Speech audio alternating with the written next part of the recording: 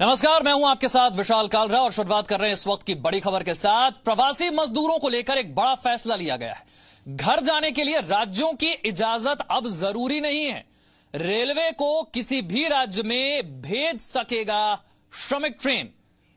केंद्रीय गृह मंत्रालय ने यह गाइडलाइंस जारी की है। मजदूरों को लाने या ले जाने के लिए राज्यों से इजाजत लेना जरूरी नहीं होगा। श्रमिकों को घर पहुंचाने के लिए यह बहुत बड़ा फैसला है। प्रवासी मजदूरों को लेकर यह बड़ा फैसला।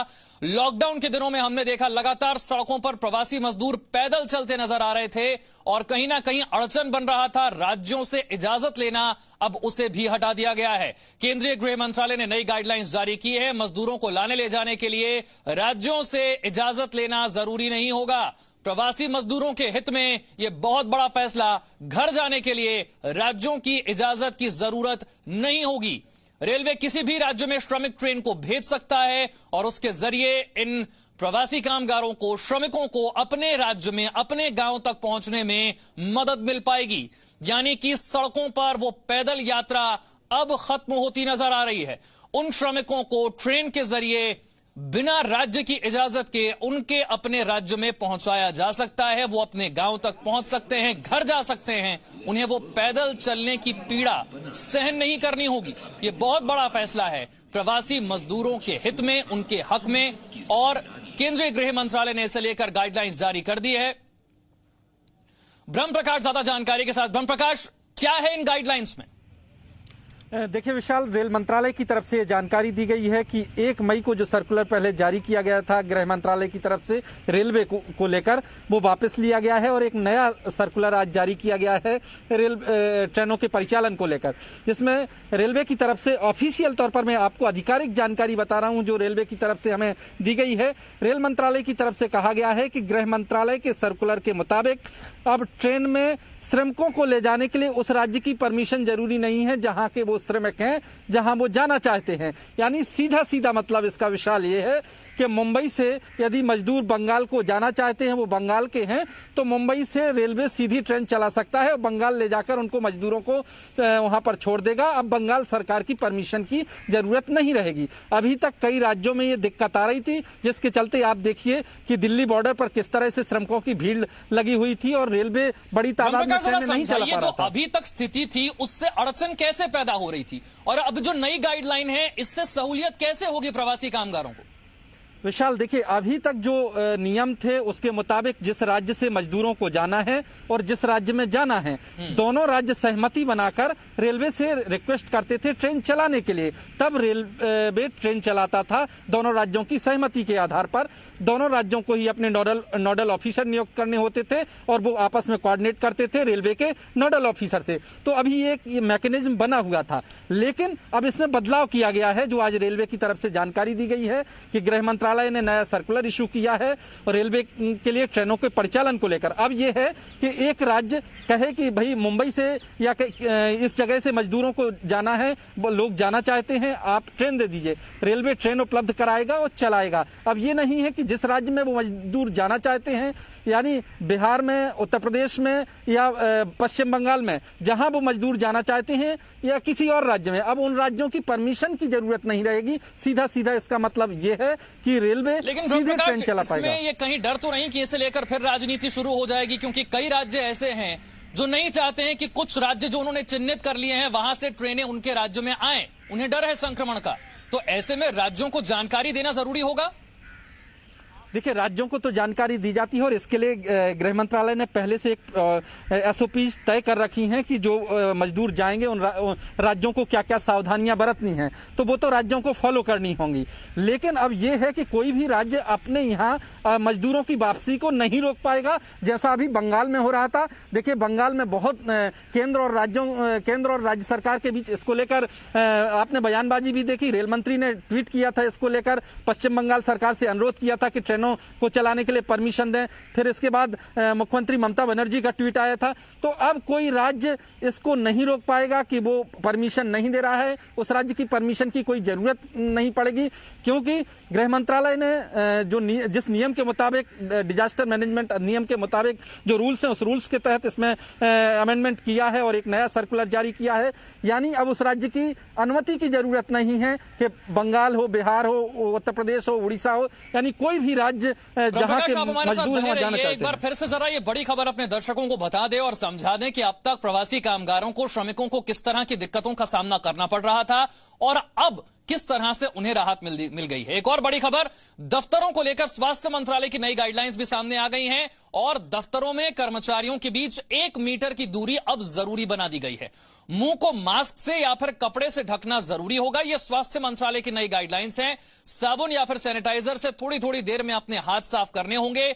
दफ्तर चूंकि अब ज्यादातर राज्यों में शुरू हो चुके हैं, स्वास्थ्य मंत्रालय की तरफ से यह गाइडलाइंस बहुत जरूरी हैं। दफ्तर में जो कर्मचारी पहुंच रहे हैं उनके बीच कम से कम 1 मीटर की दूरी होगी। मास्क या फिर कपड़े से अपने मुंह को ढकना यह जरूरी होगा, अनिवार्य होगा। थोड़ी थोड़ी देर में साबुन या फिर सैनिटाइजर से अपने हाथ साफ आपको करते रहना होगा। ब्रह्म प्रकाश, स्वास्थ्य मंत्रालय की नई गाइडलाइंस इसीलिए बहुत जरूरी क्योंकि अब लॉकडाउन 4 में ज्यादातर राज्यों में दफ्तरों में काम शुरू हो गया है। बिल्कुल विशाल, देखिए न सिर्फ दफ्तरों में काम शुरू हुआ है बल्कि इंडस्ट्री भी धीरे धीरे शुरू हो रही है।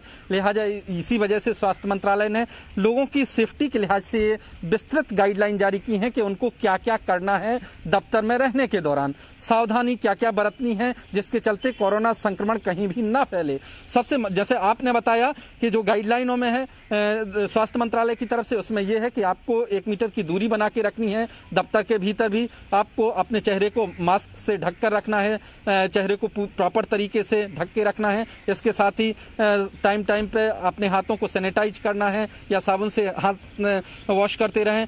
और इसके साथ ही ये भी कहा गया है कि जिस दफ्तर में यदि कोई मरीज सामने आता है, कोरोना संक्रमण का कोई मामला सामने आता है, तो 48 घंटे के लिए उस बिल्डिंग को, उस फ्लोर को सैनिटाइज करने के लिए सील कर दिया जाएगा। यदि ज्यादा मामले आते हैं तो उस परिस्थिति में उस दफ्तर के लोग घर से काम करेंगे और जब तक सैनिटाइज नहीं हो जाती है बिल्डिंग। इसके अलावा विस्तृत गाइडलाइन जारी की गई हैं, वो इस लिहाज से क्योंकि सरकार अब धीरे धीरे न सिर्फ दफ्तरों में बल्कि इंडस्ट्री में भी काम शुरू करना चाहती है। यही वजह है कि इसमें डिटेल ब्यौरा दिया गया है कि कैसे काम कर सकते हैं आप दफ्तर में जाके, इंडस्ट्री में जाके, फैक्ट्री में जाके। बिल्कुल, किस तरह से दफ्तरों में, फैक्ट्रियों में, इंडस्ट्रियों में काम हो पाएगा आने वाले दिनों में, ये बहुत जरूरी है। और इसके लिए ब्रह्म प्रकाश बता रहे थे कि स्वास्थ्य मंत्रालय की जो गाइडलाइंस है वो क्या कहती है। एक बार फिर से आपको जरा बता दें, 1 मीटर की दूरी कम से कम आपको रखनी होगी। दफ्तर में जाने वाले कर्मचारियों के बीच ये दूरी जरूरी है। थोड़ी थोड़ी देर में आपको साबुन से या फिर सैनिटाइजर से हाथ साफ करने होंगे और इसी तरह से मुंह को मास्क से या फिर कपड़े से ढकना जरूरी होगा।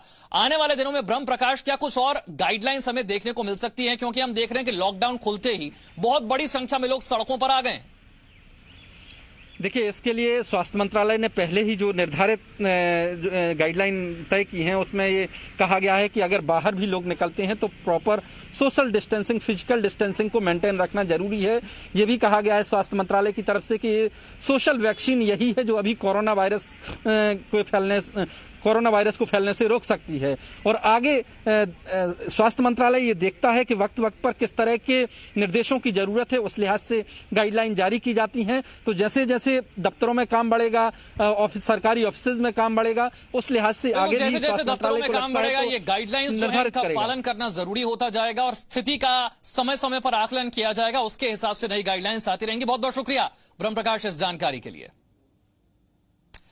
आगे बढ़ते हैं। जम्मू कश्मीर की नागरिकता हासिल करने के लिए मूल निवास प्रमाण पत्र जारी करने की प्रक्रिया के नियमों की अधिसूचना राज्य सरकार ने जारी कर दी है और इसके साथ ही आवेदन के लिए इसका प्रारूप भी जारी कर दिया गया है। प्रमाण पत्र के लिए योग्य व्यक्ति ऑनलाइन आवेदन कर सकते हैं। सक्षम प्राधिकारी के पास ऑफलाइन फॉर्म भरकर भी जमा किया जा सकता है। हालांकि जम्मू कश्मीर में निवास संबंधी नए नियमों का पीडीपी और national conference, 2 political parties PDP और नेशनल कॉन्फ्रेंस इसका विरोध कर रही हैं। दोनों पार्टियों ने डोमिसाइल सर्टिफिकेट कानून को राज्य के लोगों के साथ धोखा बताया है, जबकि बीजेपी ने फैसले का स्वागत करते हुए कहा है कि यह लोगों के हित में लिया गया फैसला है।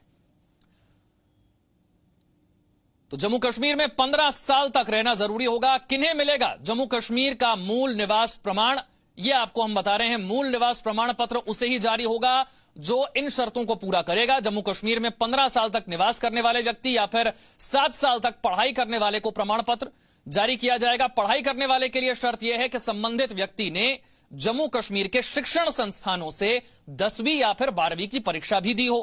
केंद्र सरकार के अधिकारियों के बच्चे सार्वजनिक उपक्रमों और केंद्र सरकार के स्वायत्त संस्थाओं के अधिकारियों, सार्वजनिक उपक्रमों के बैंक, केंद्रीय विश्वविद्यालयों के अधिकारी जिन्होंने जम्मू कश्मीर में 10 साल तक नौकरी की है, उन्हें और उनके बच्चों को भी डोमिसाइल प्रमाण पत्र के लिए पात्र माना जाएगा।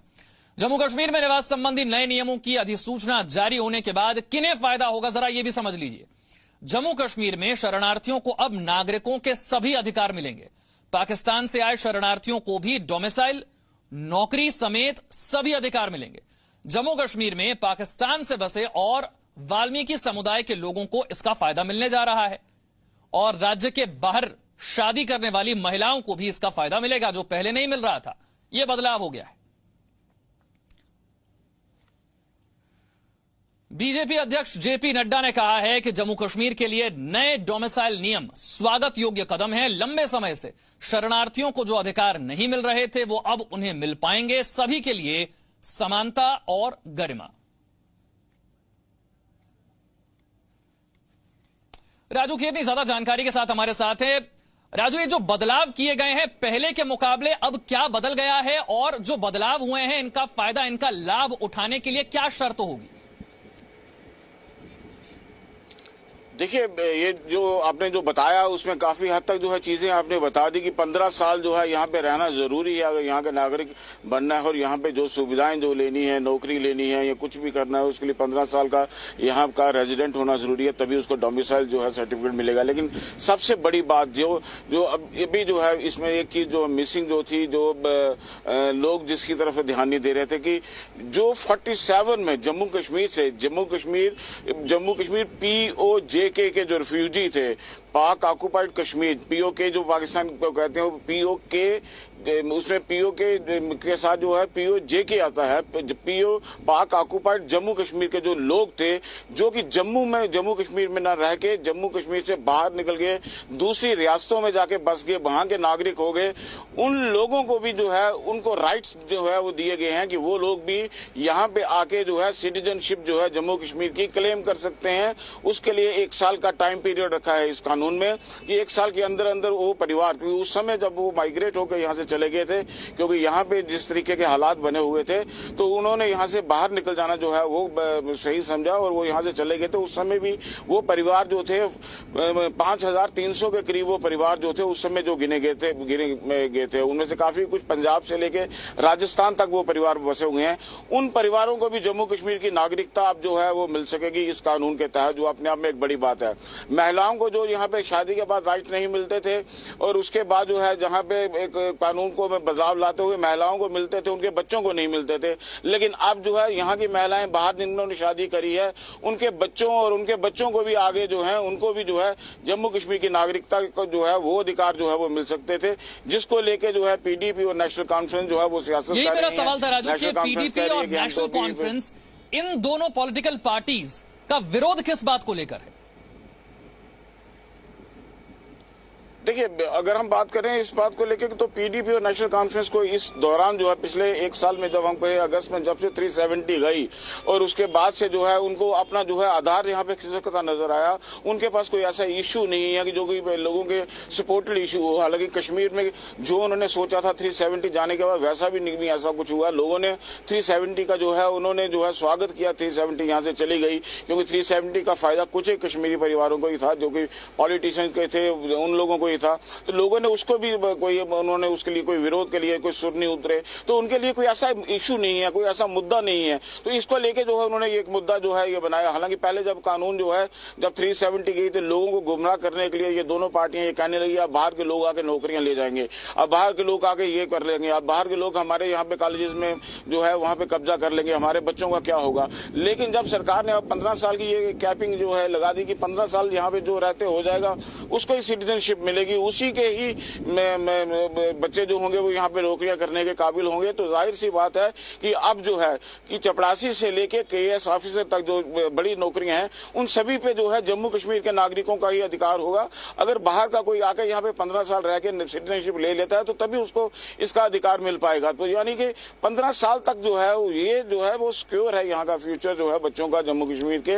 15 साल तक अगर वो नहीं करते हैं तो ये फिर कंपटीशन की बात है उसके लिए। बिल्कुल, इसलिए हम कह रहे हैं जम्मू कश्मीर में ये नागरिकता क्रांति है जिसका जिक्र पहले भी सरकार की तरफ से किया गया था और अब उसे जमीन पर उतार कर भी दिखाया गया। बहुत बहुत शुक्रिया राजू इस जानकारी के लिए। और इसी के साथ वक्त एक छोटे से ब्रेक का है, फौरन हाजिर होंगे।